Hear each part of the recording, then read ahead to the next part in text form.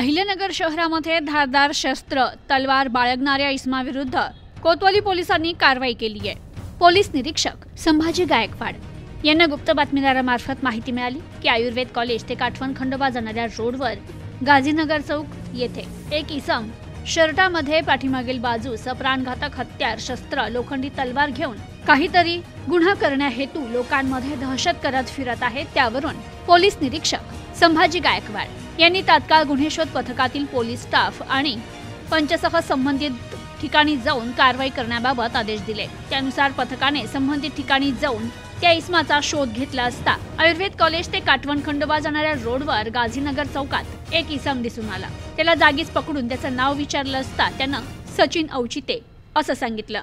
त्याची अंग झडती घेतली असता त्याच्या शर्टच्या पाठीमागील बाजूस पॅन्टमध्ये खोसलेली एक धारदार तलवार किंमत 4000 रुपये ही पोलिसांनी जप्त केली आणि पुढील कारवाईसाठी कोतवाली पोलीस स्टेशन येथे त्या इसमास त्या तलवारीसह आणण्यात आलं आणि त्या इसमाविरुद्ध कोतवाली पोलीस स्टेशनला गुन्हा दाखल करण्यात आला असून पुढील तपास पोलीस करतायत। तर ही कारवाई अहिल्यानगर जिल्हा पोलीस अधीक्षक सोमनाथ घारगे, अप्पर पोलीस अधीक्षक वैभव कलुबर्मे, उपविभागीय पोलीस अधिकारी दिलीप टिपरसे यांच्या मार्गदर्शनाखाली पोलीस निरीक्षक संभाजी गायकवाड आणि त्यांच्या पथकाने केली आहे।